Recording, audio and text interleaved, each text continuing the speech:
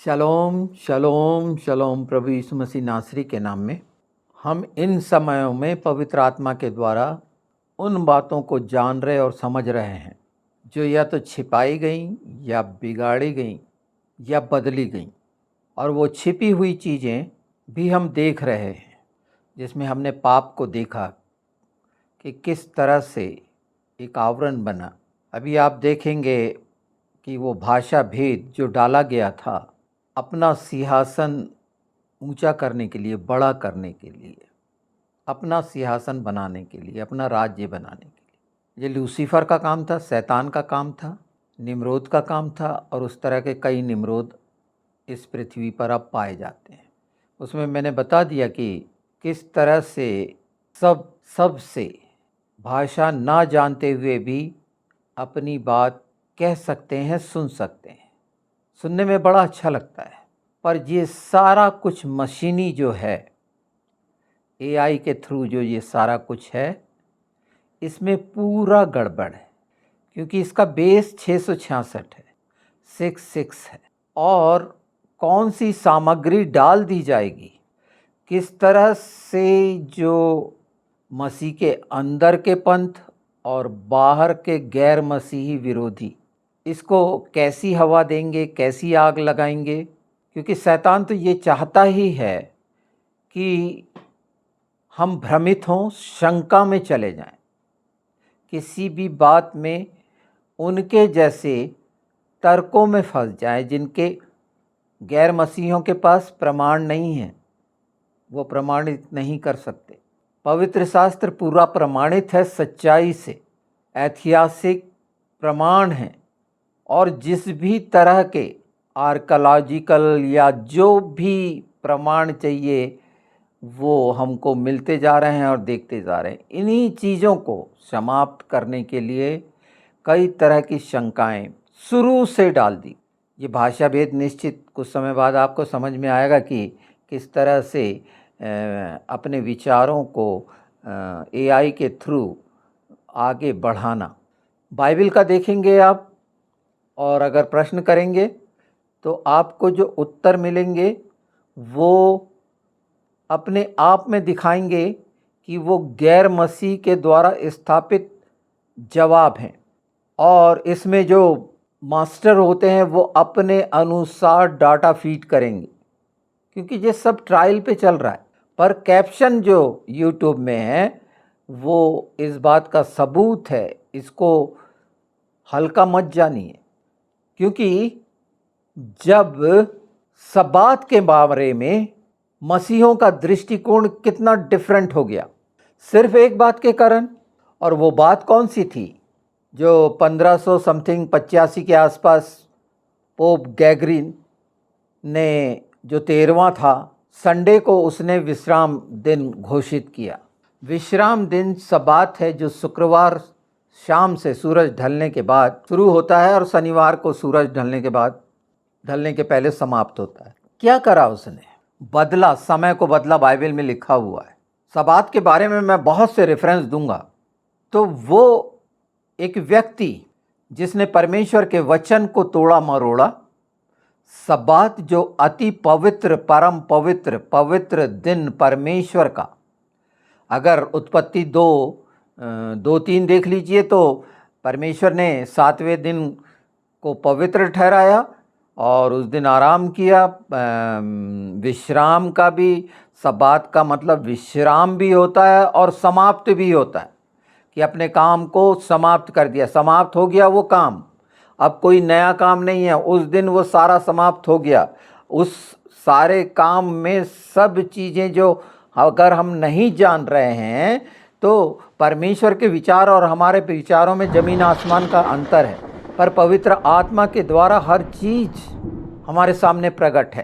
परमेश्वर ने एक्सोडस निर्गमन 20 में जो आज्ञा दी है कि स्मरण रखने की बात कही गई। सब्बात को आप अलग क्यों कर रहे हैं? कैसे कर सकते हैं? जो गैग्रियन कैलेंडर के अनुसार जो पोप ने करा और संडे मंडे ट्यूसडे नाम दे दिया, ये हिब्रू में है क्या? ये नाम है क्या?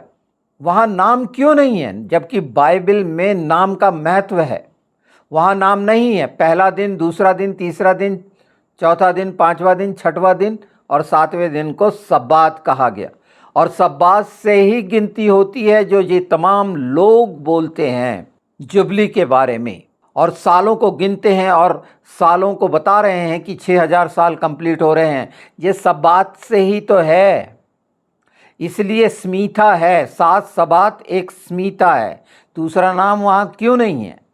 और सातवां दिन जो विश्राम का परमेश्वर ने ठहराया, वो चौथा दिन था सूरज और चांद के बने का। क्या समझते हैं? वो 7 पर्व जो लय व्यवस्था में दिए गए, फसह से लेकर ट्रैवल निकल तक, चौथा पर्व पेंटिकोस्ट जो रखा गया, क्यों? उससे तो साओद बोलते हैं ना। पहला फसह का था ना, दूसरा अखमीरी रोटी का, तीसरा पहले फलों के पर्व का। क्यों नाम बदले गए? परमेश्वर के पर्वों के नाम को जो उसके पिता अब्बा यहोवा ने कहा ये मेरे पर्व हैं, मेरा अपॉइंटमेंट टाइम है, ये संसार के फेस्टिवल नहीं है। मवेदिन बोला जाता है इसे।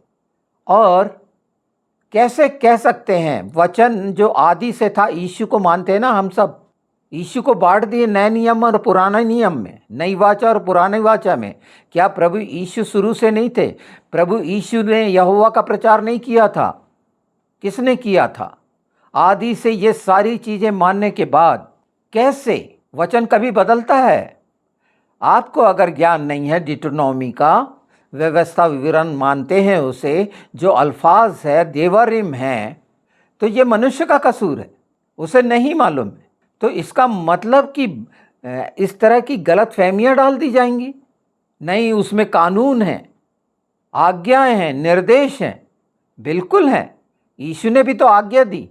क्या वो यीशु की आज्ञा नहीं थी? वचन की आज्ञा कहीं अलग से आई थी?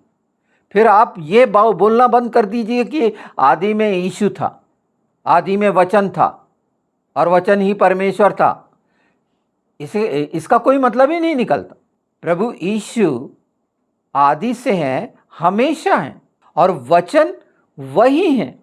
और वचन जीता जागता अनुग्रह के कारण हमारे सामने होके आमने सामने बात करा। इब्रानी तो यही कहता है। मैं अभी बताऊंगा ये सब बात के बारे में, और इसमें कैसी कैसी दुविधाएं लाकर, जबकि हमेशा का विश्राम अभी बाकी है। परमेश्वर ने कहा कि उसे क्रोध आया कि मेरे विश्राम में प्रवेश नहीं पाओगे। उस बात का इनकार, और वो संडे, मंडे, ट्यूसडे, दुष्ट आत्माओं का नाम जो रखा गया उसे एक्सेप्ट कर लिया। किसी यहूदी से पूछ लो, कैलेंडर तो हम परमेश्वर का मानेंगे ना, कि पहला दिन दूसरा दिन नाम क्यों नहीं रखाया पिता ने? शिकायत करो। और जहाँ नाम रखा है वो नाम का मतलब जानना नहीं चाहते। और सबसे बड़ा नाम जो महत्वपूर्ण रखा गया है, जो सबत का भी प्रभु है, प्रभु यीशु ने पूरे सबत मनाए। जब तक हैकल थी, वो सिनेगॉग था, मंदिर, चेले वहाँ बकायदा सबत में जाते थे। कहाँ पर लिखा हुआ है कि सबत नहीं मनाना? उस विश्राम वार की आज्ञा का इनकार कैसे करते हैं? 40 दिन जब मूसा होरे पर्वत पर था, तो यही कुछ तो समझाया जा रहा था, और क्या जाना जा रहा था?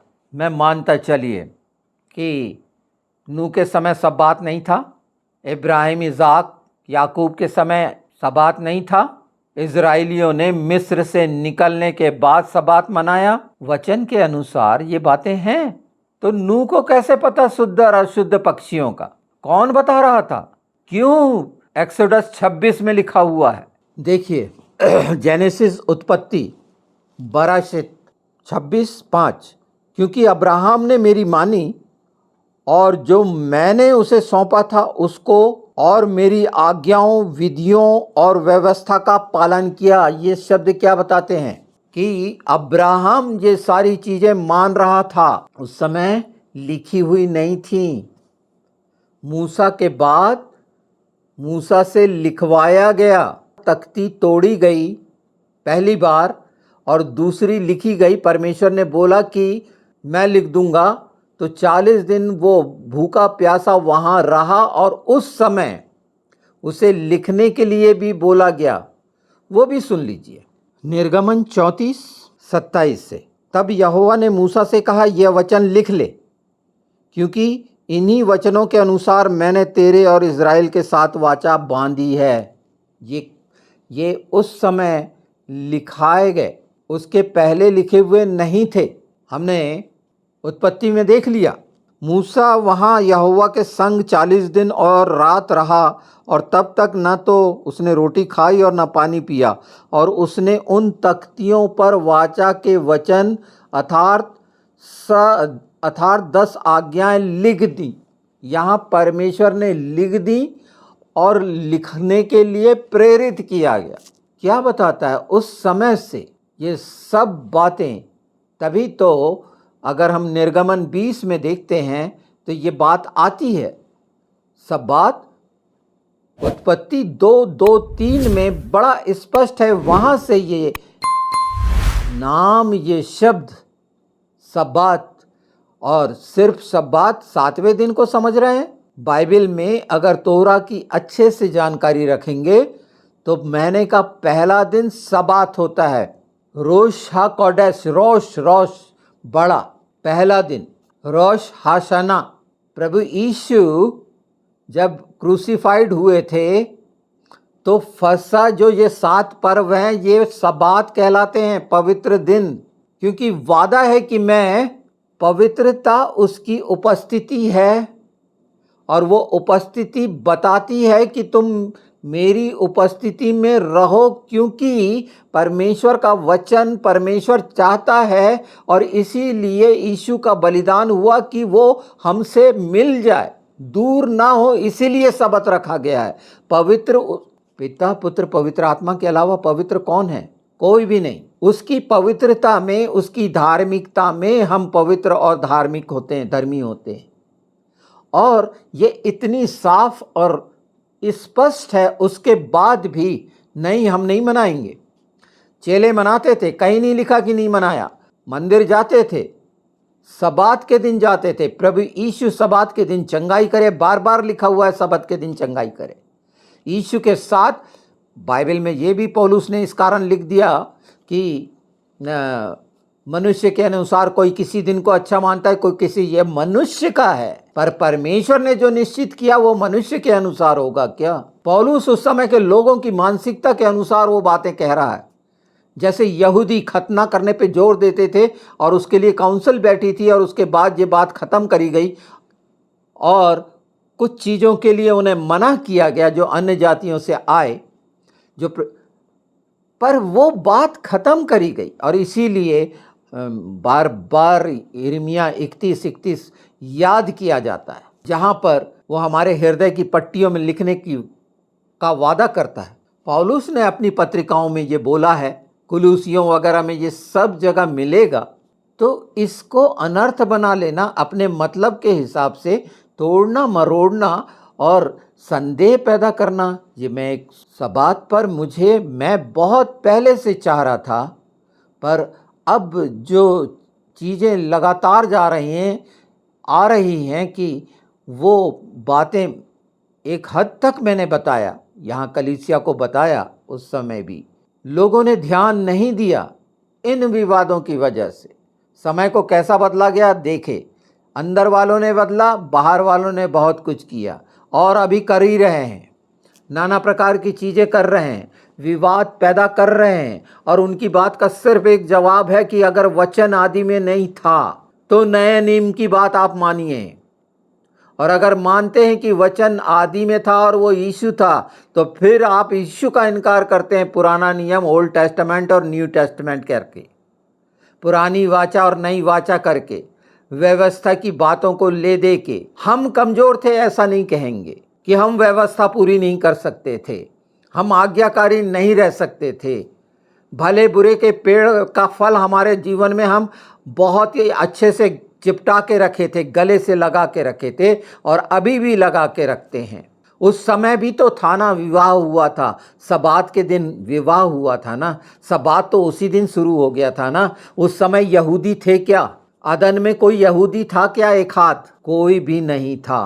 फिर कैसे कह सकते हैं कि ये यहूदियों का है? परमेश्वर ने जब अपनी वाचाएं दी और लिखी तो बोले जो यहाँ हैं और नहीं हैं वो परदेसी भी इस वाचा में शामिल हैं, जो शामिल हुए हैं और शामिल होने वाले विवाद पैदा कर रहे हैं, परमेश्वर के पवित्र दिन को तुच्छ ठहराने का काम कर रहे हैं, यीशु को दो भागों में बांट रहे हैं, पुराने नियम और नए नियम में, कहां तक उचित है? आप बार बार सोचिए कि आप इनकार कर रहे हैं अगर व्यवस्था जो यीशु ने स्वयं बोली कि मैंने पूरी की, जो नहीं कर सकते थे वो शब्दों को पूरा किया, आज्ञाकारी रहा, उससे सिर्फ कानून का? निश्चित मैंने 613 नियम बताए हैं, बाइबल के जो कमेंडमेंट्स हैं, 13 जो नियम ठहराए गए, जिसमें से कुछ माने ही नहीं जा सकते। इन्हें 3 ग्रुप में रखा और सबके अपने अपने नाम दे दिए कि ये फलाना कानून, ये फलाना कानून। तो ये हिंदी में हुआ, इंग्लिश में हुआ, हिब्रू में उसका क्या मतलब है? आपने देखा, जाना, समझा? मैं सिर्फ ये बात इसलिए कह रहा हूँ कि ऐसे भ्रम फैलाने वाले कि नहीं मानना है और अपने रीति रिवाज थोपने वाले, संडे को जो सूर्य देवता के नाम से वो तुमेज का अंडा खाने वाले ईस्टर में, इनसे बचिए, सतर्क होइए। और सतर्क होना पड़ेगा और हर बात खुलेगी। जितने बाहर वालों ने नुकसान नहीं पहुंचाया, ये अंदर वाले किस किस तरह से गंदगी डालने के लिए, सिर्फ अपनी बातों को महत्व देने के लिए, ये रोमन्स ने जो किया दुष्टता में, एदोमी कहलाते हैं ये।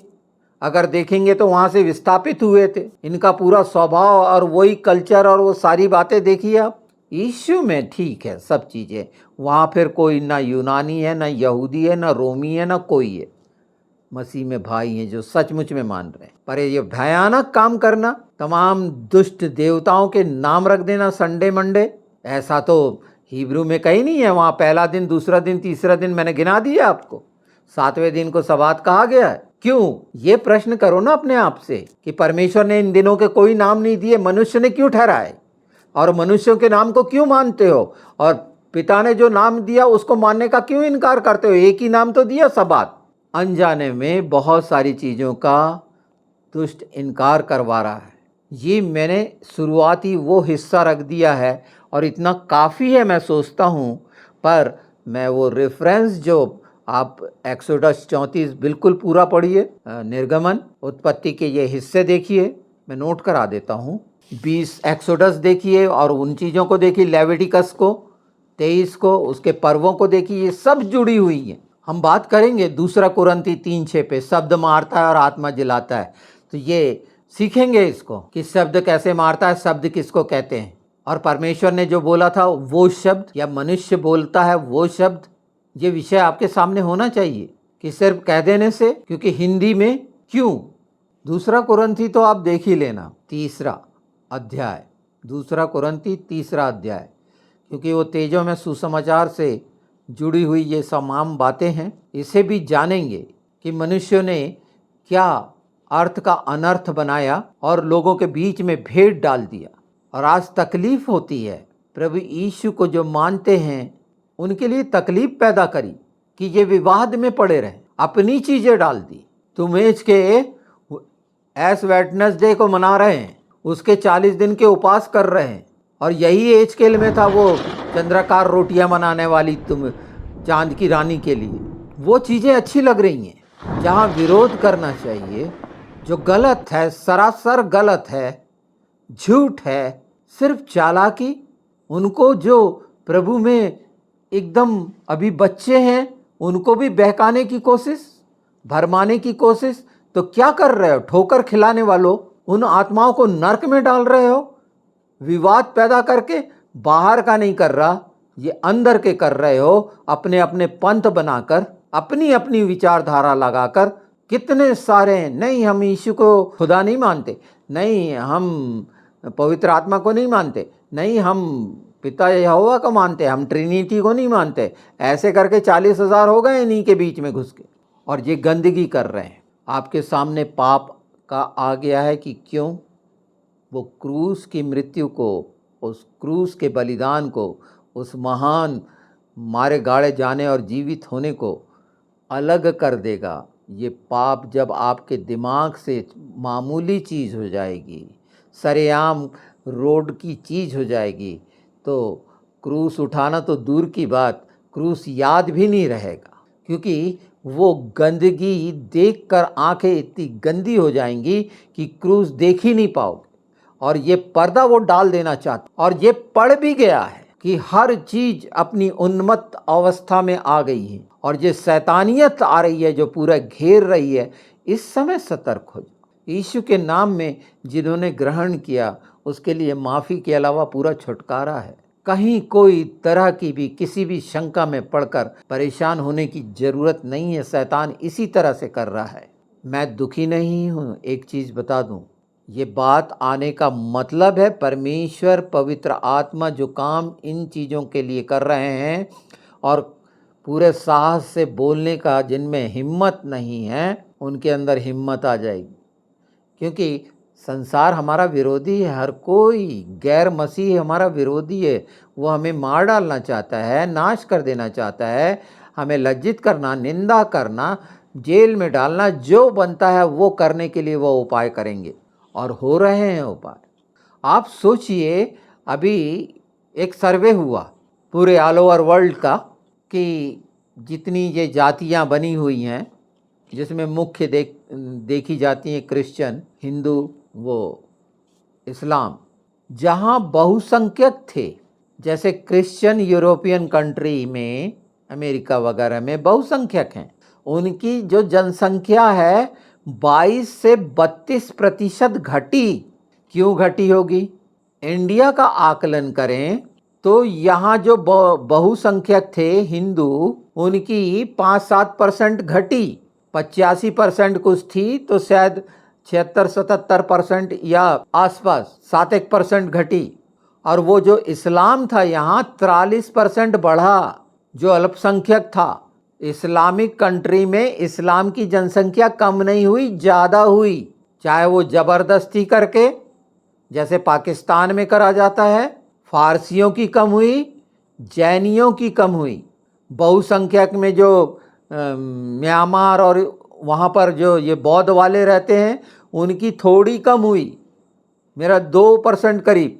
अगर इसको देखेंगे ये आंकड़ों को जो 2015 तक के हैं, ये 2015 के हैं शायद, तक के हैं या अभी, पर ये हाल था, ये हाल है। इसका मैं अभी मुझे याद नहीं आ रहा, पर निश्चित किसी न किसी वीडियो में ये बता दूंगा, क्योंकि ये बहुत मायने रखता है क्यों ऐसा हो रहा है। इस्लामी एक है ज़बरदस्ती अपने देशों में जो करता है, कैसे बढ़ती है उनकी। यहाँ जो आ गए घुसपैठी है कैसी बढ़ गई। उनको जो इजाज़त है 2-2 4-4 पत्नी रखने की, उनके 5 के 50 बच्चे, यहाँ के संविधान से अलग। क्यों? बहुत से ऐसे कारण हैं, इन पर ध्यान देना चाहिए। ये क्यों करा जा रहा है? ये सिर्फ इसलिए करा जा रहा है कि नीयत गंदी रहती है, और ये शैतान की नीयत है, और वो तो है ही। इस्लाम तो उसको मानता ही है। मुझे बार बार उस लाइन पे आना पड़ता है, जबकि उन लोगों के बारे में बोलना मुझे कहीं से उचित नहीं लगता। और वो कैसे लोग हैं जो उसमें अभी तक रह रहे हैं इतने झूठ के बावजूद भी, जहाँ सच्चाई का नामो निशान नहीं है। सेक्स मामूली बात है, वहाँ पर शुरू से रहा है, वहाँ पर कोई चिंता करने की ज़रूरत नहीं। भाई बहन की शादी, कोई नहीं, कोई दिक्कत नहीं। सगे भाई बहन, वो इल्हान ने करी ना, उमर ने, उस सबसे बड़ा उदाहरण है बताया। तो सबत के लिए जो ये रोमियो ने करा, जो इतना भयानक, उस दिन को जो सबसे महत्वपूर्ण दिन है और जिसमें प्रवेश करना है, कैसे चोट की गई है ये मैं बता रहा हूँ। दुष्टता ने कैसी चोट करने की कोशिश करी है, पाप के द्वारा क्रूस को हटाने की कोशिश की जा रही है। और फिर वही क्या बोलते हैं इसको, भाषा भेद, एका करना, परमेश्वर के विरुद्ध एका करना, एआई के थ्रू ये तमाम दुष्टताएं एका कर रही हैं और अपने अनुसार प्रत्येक के माइंडसेट कर रही हैं एआई के द्वारा, कि उनके नेतृत्व में, और चिप तो लगनी है। पर धन्य है वो जिन्होंने पवित्र आत्मा की छाप ले ली है, क्योंकि परमेश्वर ने अपने बेटे के द्वारा उसी की निवेदन विनती पर हमारे लिए मददगार भेजा। आज वो हमेशा हमारे साथ है, और यही बात पवित्र आत्मा के द्वारा मैं कह पा रहा हूँ। कुछ बातें इतनी घिनौनी हैं, कहने में भी मुझे ठीक नहीं लगता, पर ये सच्चाइयाँ भी जानना ज़रूरी है। इसके बहुत से रेफरेंस हैं, कुलूसियों में अगर देखेंगे तो सब्बात के बारे में बहुत सा है, पर ऐसा कहीं नहीं लिखा कि सब्बात नहीं मानना, कहीं पर भी नहीं है।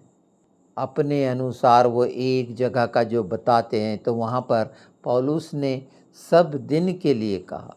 मेरे लिए तो सब दिन सब्बात है। उसकी उपस्थिति, उसकी पवित्रता में रहना किसको गंवारा नहीं होगा। हर कोई चाहेगा हर दिन उसकी उपस्थिति और पवित्रता में रहे। तो फिर मैं गलत क्यों करूँगा? मैं किसी चीज़ से भयभीत क्यों होऊंगा संसार के? वो हारा हुआ अपनी पूरी आखिरी कोशिश कर रहा है, जिसमें ये सारी चीज़ें आपके सामने पहले से स्पष्ट हो गई हैं। आप उसमें भागीदारी ना करें। और जितने एआई के थ्रू काम करने वाले हैं वो चेक कर लें अपने कि वो फलाना बना के एक बात बोलो तो वो पूरा बना के दे देगी और ऐसा कर देगी और ऐसा कर देगी। इन चक्करों में मत पड़ो।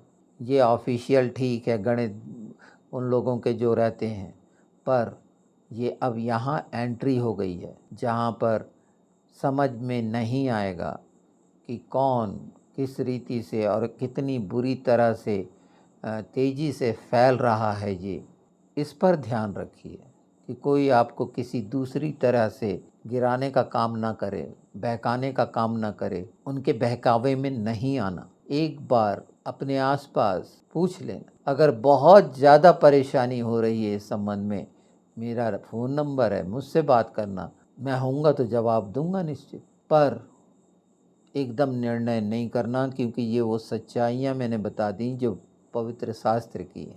उसकी आज्ञाओं का उल्लंघन हम मसीही लोग कैसा कर रहे हैं देख रहे हो, और उसको बदल के कर रहे हैं, उसके पर्वों को तक बदल रहे हैं। और बोलते हैं ज़रूर कि तुरही फूकी जाएगी, प्रकाशित वाक्य का लेंगे और इधर उधर का पूरा पुराने नियम का लेंगे, पर वो आज्ञा वाला एक्सोडस 20:8 छोड़ देंगे। चौथा दिन है, चौथा दिन विश्राम का, चौथे दिन विश्राम किया और समाप्ति कर दी है। एक बात बता दूं कि सब्बात मतलब उसकी समाप्ति का दिन भी है। पिता ने आराम किया, समाप्त किया, सब काम करके आराम किया, थक गया नहीं था, संतुष्ट हो गया कि बहुत अच्छा हुआ। सब अच्छा ही अच्छा बोला ना, वो भी तो बता दिया है। इन पे ध्यान दो। ये आने वाले समय में बहुत जल्दी आप देखेंगे कि ये किस तरह से बदलते हैं बहुत सारी चीज़ें। पर इनसे पीछा छुड़ाइए जो उस मानसिकता से कि ये गलत डाली गई है।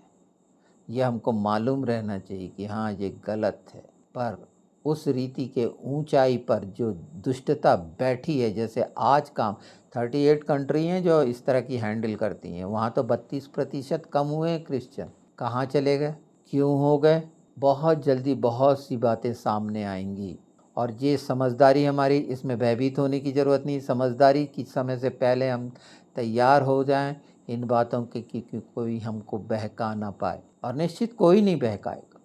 हम एक दूसरे के लिए प्रार्थना करें और लगातार पवित्र आत्मा हर बिंदु को कितने सरलता से हमारे सामने रख रहे हैं। निश्चिंता निश्चित आनी है, थोड़ा समय का है, ये अंधकार हट जाएगा, उसका प्रकाश चमकेगा।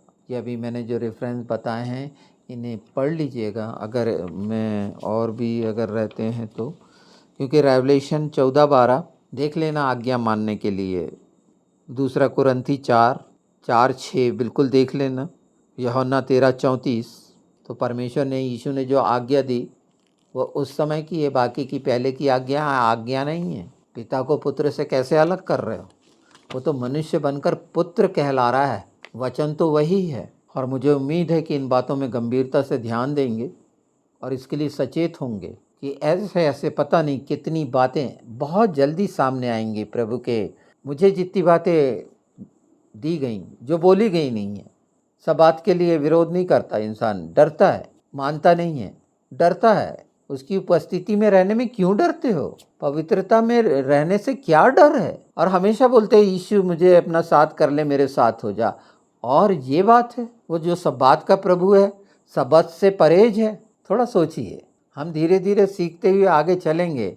ये शुरुआत है, अभी हम तो शुरू हुए हैं। अभी तो बहुत सी बातें ऐसी आएंगी और हर चीज़ साफ होती जाएगी, और जितनी जल्दी हो जाए तो अच्छा है। शलोम। शलोम शलोम शलोम। प्रभु यीशु मसीह नासरी के नाम में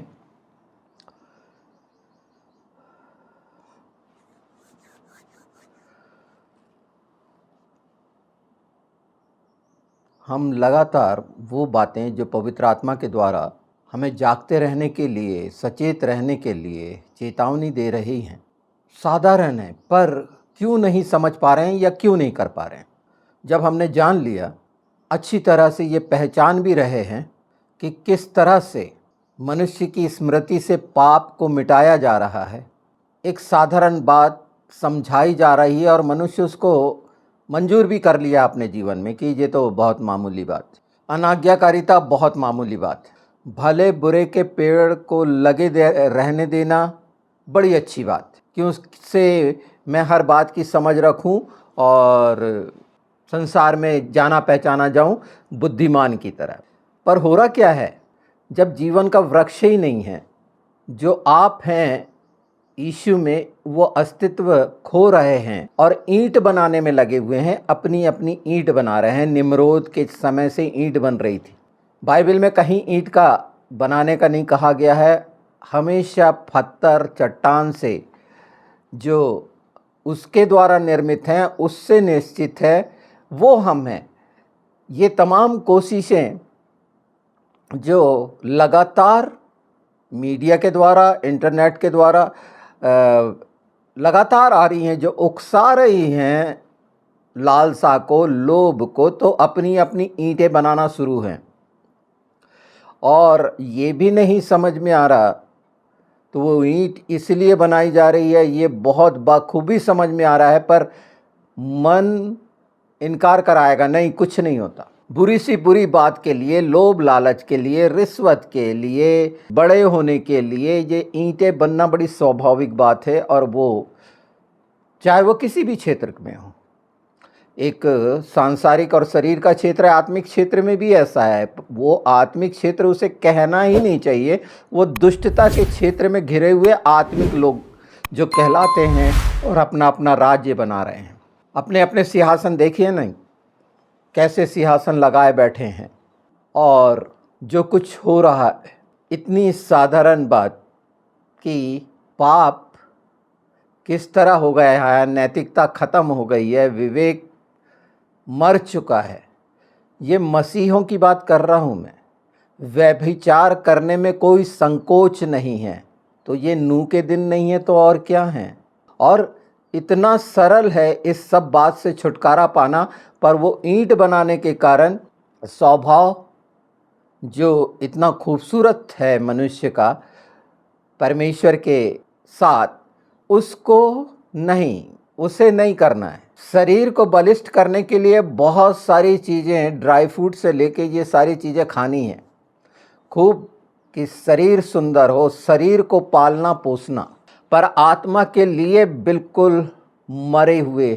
तो कैसे मसीह में हो, ये उन लोगों के लिए कह रहा हूँ जो अपने आप को मसीह कहते हैं, यीशु के कहते हैं। समय को तमाम बदल दिया गया। मैंने बताया कि रोमन्स ने आकर वो संडे मंडे डाल दिया जो दुष्टता को दिखाते हैं, उससे कोई परहेज नहीं, उसका कोई भी विरोध अंदर पैदा ही नहीं होता कि ये सच है कि इन लोगों ने ऐसा किया, और बहुत से लोगों को नाश करने का कारण बने ये लोग।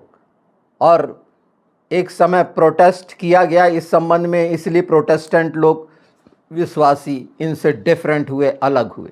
तो शैतान ने इन सब को अलग अलग तरीके से जकड़ रखा है। उसमें आप क्यों शामिल होते हैं? अगर प्रभु की सेवकाई का इतना शौक है तो मनुष्य से सीख कर क्यों करते हैं? पवित्र आत्मा के द्वारा क्यों नहीं? वो जो एक जगह पर बैठ के आपके लिए एक ऑर्डर, निर्देश जारी कर दिया, उसी को उसके तमाम जितने फैले हुए हैं वो उसी बात को उसी तरीके से कहेंगे जैसा बता दिया गया है एक मनुष्य के द्वारा। वो कैसा भी हो सकता है, पर परिणाम तो सामने दिख रहा है कि सब ईंट बना रहे हैं।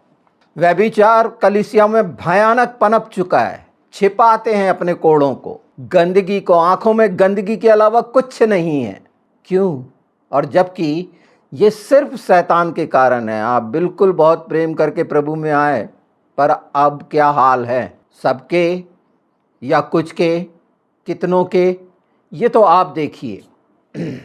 इस बात के लिए मैं लगातार सचेत करता रहूँगा कि देखिए इंटरनेट की दुनिया ने कितना मिक्सअप कर दिया है। सारी भाषाओं को जानकर लालच की दिशा में आपको ले जाया जा रहा है, एक करा जा रहा है, लालच में, लोभ में, व्यभिचार में। देखते हैं ना चैट में कितने कितने स्कैंडल तैयार हो रहे हैं, क्या शानदार शानदार हो रहे हैं, किस तरह से धोखा दिया जा रहा है, किस तरह से अपनी नग्नता का प्रदर्शन किया जा रहा है चैट में, और किस तरह से लोग शिकार हो रहे हैं, लड़के लड़कियों के और लड़कियां लड़कों के। खूबसूरत वो मछली के लिए जो गल डाला जाता है और उसमें जो लटकाया जाता है कीड़ा, उसे देखे हो जिसे देखकर घिन आती है, वो कीड़े लटकाए गए हैं। और तो अपने ईंट की तरफ ध्यान दो कि सचमुच में ईंट बना रहे हो, चट्टान पे खड़े हो, तो जो इमारत बनेगी वो कैसी बनेगी।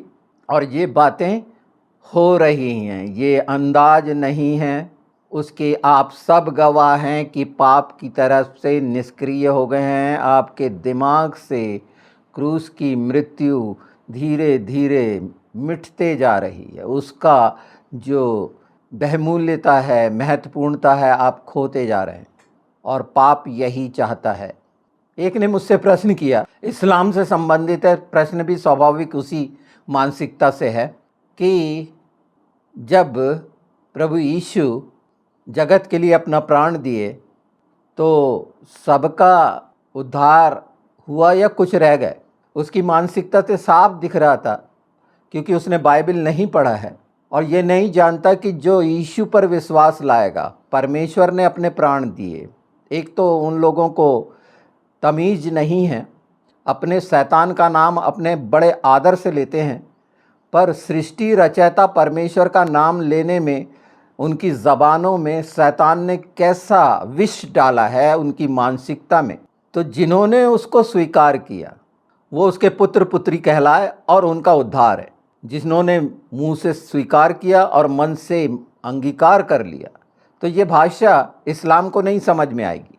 उनके शंकित प्रश्न, उनका शंका से भरा अस्तित्व, जब तक वो उस झूठ से, उस कोड़ के दलदल से नहीं निकलेंगे, उस नरक से, तब तक प्रभु यीशु की पवित्रता और प्रकाश को क्या जानेंगे, कैसे उसका वो करेंगे। और अरबी तो ये जानते नहीं, और इनको चाहिए, अगर वो सुन रहा है मेरा, तो उन लोगों को सुने जो इस्लाम से संबंधित हैं और डिबेट होती हैं, तो सब बातें पता चल जाएंगी और इतने सारे झूठ सामने आ जाएंगे कि प्रभु यीशु का रिस्पेक्ट करना आ जाएगा। ये एक सबसे अच्छी सलाह है उन सब को इतने शानदार प्रश्न करने के लिए कि वो पूरी मानसिकता को दिखा रहा है, वो शिक्षा को दिखा रहा है इस्लाम की, कि उनके अंदर क्या चल रहा है। तो इस तरह के भी प्रश्न रहते हैं फरीसियों जैसे।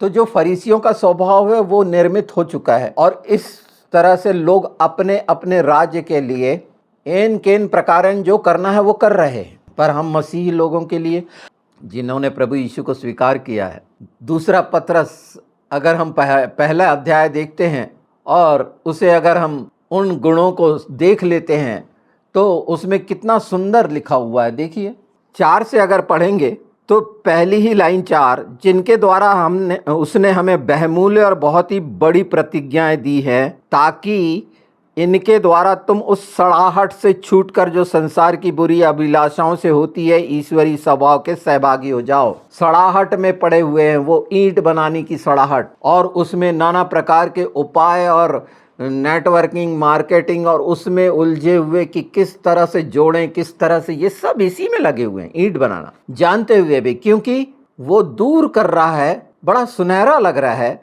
बड़ा स्वाद आ रहा है, बहुत खुश हैं। कोरोना में सब बिल में घुस गए थे आत्मिक जन, कोई प्रार्थनाएं नहीं चल रही थी। क्यों हो गया था? पैरालाइज हो चुके थे सारे के सारे। कहाँ खो गया था वो सारा कुछ? एक झटके में वो सारी सच्चाइयां वो सब देख ले अपने आप को आईने में। ये वास्तविक स्थिति है ईंट बनाने वालों की। पर वो जो प्रभु यीशु को थामे थे, यीशु यीशु कर रहे थे, वो ये नहीं थे जो बड़े बड़े मंचों पे खड़े होते हैं, अपने आप को दिखाते हैं, वो नहीं थे। वो थे जिन्हें कुछ नहीं आता, वो आंसू बहा रहे थे, उन्हें कोई नहीं पहचानता। लाजर का याद है, जो वो धनी के दरवाजे पे बैठा रहता था, कुत्ते चाटते थे जिसको। ऐसी स्थिति में मसीही सच्चाई से जो है उनकी ये स्थिति है, पर वो स्वर्ग के अधिकारी हैं। परमेश्वर का वचन व्यर्थ नहीं है, हर बिंदु पर सच है। और ये तीन चीजें जो भयानक हो रही हैं, सब बात को आपके दिमाग से कैसे हटा दिया गया? वो 7वां दिन परम विश्राम का, जिसमें प्रवेश करने की वाचा है, कैसे पुराने और नए नियम में भेद कर डाल दिया गया। और उसी को उनकी कुछ चीजें लेना पसंद करते हैं, कुछ चीजें छोड़ना पसंद करते हैं। ये विश्वासी करते हैं, मसीह करते हैं। कौन ने कराया? क्यों तकलीफ है इन बातों की जिसमें समझ ही नहीं है? क्यों विरोधी बन गए हैं शैतान के साथ होकर? वो ईंट बनाने के कारण अपनी अपनी ईंटें जोड़ते जा रहे हैं, अपनी अपनी ईंटें बना रहे हैं, अपनी अपनी ढपली, अपना अपना राग। सब्बात को जो मुख्य है, 7वां दिन जो उसके पनाह में रहने का, उसके विश्राम में रहने का, उसकी पवित्रता में रहने का। मैं कहता हूं हर दिन रहिए ना उसकी पवित्रता में, उसने मना थोड़ी किया है, पर उसमें रहने में संकोच है, क्योंकि ईंट का जो दृश्य बना हुआ है वो लोभ लालच का, घृणा से भरा हुआ, मवाद से भरा हुआ। उसको लेके कैसे जाओगे यीशु के पास? डर लगता है वो बातों को छिपा के। और ये सारा काम शैतान के द्वारा, तमाम इंटरनेट का, सोशल मीडिया का, ये तमाम प्लेटफॉर्म बढ़िया उपयोग कर रहे हैं। उसके शिकार आप ना बनिए, इसलिए मैं बता रहा हूँ। और ये दूसरा पत्र 4 के बाद पढ़ना, वो स्वभाव के बन जाओ तो सबसे बड़ी बात है, आप निकम्मे निसफल नहीं होगे और बहुत शानदार तरीके से स्वर्गीय राज में प्रवेश करोगे। यही कुछ बता रहा है पत्रस कि वो स्वभाव के सहभागी होना मुख्य है, उसका स्वभाव हमारे जीवन में आना। और वो उसमें कोई कमी नहीं है, वो आना चाहता है, खटखटा के आना चाहता है। बोले नहीं, तेरे दिल के द्वार पर यीशु खटखटाता, खोलो तुम दरवाजा। तो कौन से दरवाजा? ये स्वभाव आपका परिवर्तित हो, ये रखने के लिए क्या, किस लिए यीशु होना चाहिए? आपके द्वारा प्रकट हो। तो जैसे सब्बात, पाप और वो भाषा भेद खत्म हो चुका है। लोग एक भाषा में बंधते जा रहे हैं, बहुत अच्छे से समझ में आ रहा है। कैप्शन का मैंने बता दिया, वो क्यों? ईंट बनाने के कारण। ईंट बनाइए, बहुत बड़ी बड़ी इमारतें ईंट की बनाइए, जो बन रही हैं, बना रहे हो लगातार, सपने में, कल्पना में, यथार्थ में धोखा दे के परमेश्वर को धोखा दे रहे हो और किसी को नहीं दे रहे हो। मैं गैर विश्वासी, गैर मसीहियों की बात नहीं कर रहा। आपने प्रभु यीशु को स्वीकार किया है जो आपका उद्धार करता, बोलने में कोई संकोच नहीं होता, पर काम, संडे को चर्च जाने में को बिल्कुल बिल्कुल मूर्ति पूजा जैसे संडे को ही जाएंगे, जो निश्चित कर दिया पहले दिन को। विश्रामवार बोलने लग गए, पता ही नहीं। और अब भी बोल रहे हैं, विरोध करने का कोई नहीं, हौसला नहीं, क्योंकि उन लोगों को उनका विरोध करने की क्षमता नहीं है। उनके गुलाम बने हुए हैं तमाम यूरोपियन कंट्री के। बड़ा अच्छा लगता है उनकी गुलामी। यीशु की गुलामी में रहो ना, सबसे खूबसूरत बात, अगर स्वतंत्र होना है तो। मैंने तो यही कहा था, मुझे उसकी गुलामी पसंद है यीशु की। ये तो चुनना मनुष्य को है कि वो मनुष्य की गुलामी करे। नहीं, बहुत बड़ा है और ऐसा है और वैसा है और तमाम ताम झाम पैसा, ये सारा कुछ फैला के। अब कितना भयानक है वो चमकती बिजली और वो चीन से जो निकला। कितने लोग उसमें पड़ के पौलुस के विरोधी हो गए। एक एक को चुन चुन के विरोध में खड़ा किया जा रहा है, मसीहों के द्वारा, गैर मसीहों के द्वारा, पता नहीं कितने पंथ। तो ये 3 बातों पे ध्यान दीजिए जो बिल्कुल चल रही हैं। इसको अगर उसमें आप हैं तो फिर ध्यान नहीं देंगे। अगर बचना चाहते हैं तो देखिए कि पाप का पैमाना क्या है, आप किस नजरिए से देख रहे हैं, आपके परिवार में कैसा हो रहा है, कलीसिया में कैसा हो रहा है, सबत का क्यों इनकार कर रहे हैं। अच्छे से पढ़िए उसको, अच्छे से जानिए, पूछिए प्रश्न, क्यों? जब यीशु मनाता था तो तुम क्यों नहीं? और जब पवित्र, मैं बार बार कह रहा हूं कि वचन ही परमेश्वर है, तो पुराना नियम और नया नियम का क्यों भेद? यीशु ही वचन है, उसी ने पुराना नियम में कहा है और नए नियम में। ये दें, आपकी मानसिकता है कि उत्पत्ति से मलाकी तक जो है ये पुराना नियम हो गया। क्यों हो गया? आपकी भाषा में संसार की भूत भविष्य भविष्य वर्तमान के चक्कर में फंसे। वहां तो हमेशा ये टेंस काम करते हैं। वहां का समय इनसे जोड़ोगे, वो तो स्थिर है, हमेशा एक जैसा। बोलने में हो सकता है इस बात को सुन के तकलीफ होती हो, गुस्सा आता हो, नहीं सुनना है, बिल्कुल, शैतानियत में अगर हैं तो ये आपके मन को सुकून नहीं देंगी, पर छुटकारा पाओगे तो स्वाद पालोगे। इन चीज़ों को खुद देखोगे। ये कोई प्रार्थना और किसी के हाथ रखने से ख़त्म नहीं होना है। आपके अंदर का लोभ लालच, वो ईंट बनाना। वचन ही वो तलवार है, वचन ही वो सच्चाई है कि अगर हमने प्रभु यीशु को ये सौंपा कि इन चीज़ों से मैं छूटना चाहता हूँ और करना नहीं चाहे, बोल दिए नहीं यीशु मेरे को छोड़ा और वही कर रहे हैं, तो कैसे होगा। ये आपके सामने बहुत स्पष्ट है। इन चिन्हों के बाद भी जो दिख रहे हैं साफ साफ, उसके बाद भी आंख बंद करे हुए हैं, तो ये जवाबदारी आपकी है कि आप कहाँ फंसे हैं, कैसे लोगों में उठते बैठते हैं, कैसी सुनते हैं। ये सब आपको प्रभावित कर रहा है चारों तरफ से। इससे भी भयानक आक्रमण इन सारे इलेक्ट्रॉनिक्स के द्वारा किए जा रहे हैं और गलत गलत चीज़ें डाली जा रही हैं जो आर्टिफिशियल इंटेलिजेंसी से और भी भ्रमित करेंगी, बड़ी अच्छी लगेंगी, बहुत अच्छी तरह मैनेज किया जाएगा। बड़ा आकर्षण प्लेटफॉर्म पर सर्वशक्तिमान परमेश्वर की कलीसिया के देखो वो जो लोग किस तरह से अपने अपने आप को बताते हैं और कितना झूठा झूठा और नहीं यीशु आ गया है, पहली ही बात। तो ये सब चीजें, ये ऐपा की दुष्टता दिखा रहा हूं मैं, सब जगह ऐसी फैली हुई है। पर उन्हें चिंता करने की जरूरत नहीं जो सचमुच में उसके लहू को सम्मान देते हैं, उस क्रूस को सम्मान देते हैं, उसका क्रूस उठाएं।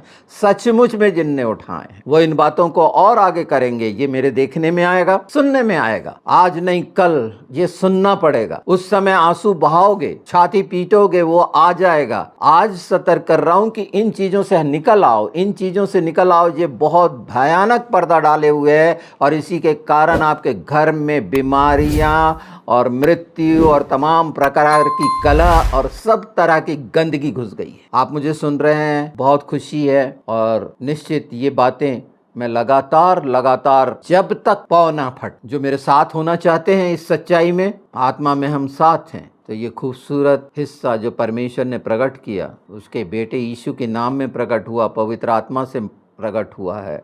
इन बातों पर ध्यान दे दीजिए। मैं बार बार कह रहा हूँ, इन बातों पर ये इतनी खतरनाक हो चुकी हैं। आगे और हम जाएंगे और इन बातों को जानेंगे। दूसरा पत्रस आप देख लेना, पहला अध्याय का ये बिल्कुल पढ़ लीजिए 4 से 11 तक। और सब बात के लिए तो मैं पूरा बताऊंगा। अभी तो मैंने पिछले वीडियो में थोड़ा सा रखा है सब बात का कि कैसा कैसा है और क्या मतलब है और क्यों। क्योंकि सच्चाई दूर करेगी, स्वतंत्र करेगी। ये सत्य आपको स्वतंत्र करेगा। ये स्वतंत्र करने के लिए है, ये अपमानित करने के लिए नहीं। ये दुष्ट को अपमानित करने के लिए है, उस शैतान के लिए है ये हथौड़ा, ये फरसा, ये तलवार। कि हाँ, मैं ये जानता हूं कि ये तू कर रहा है, सारी ये कुरीतियां, ये सारे जो षड्यंत्र मैं जानता हूं। यीशु के नाम में मैं जानता हूं कहने का हौसला आ जाएगा। आमीन।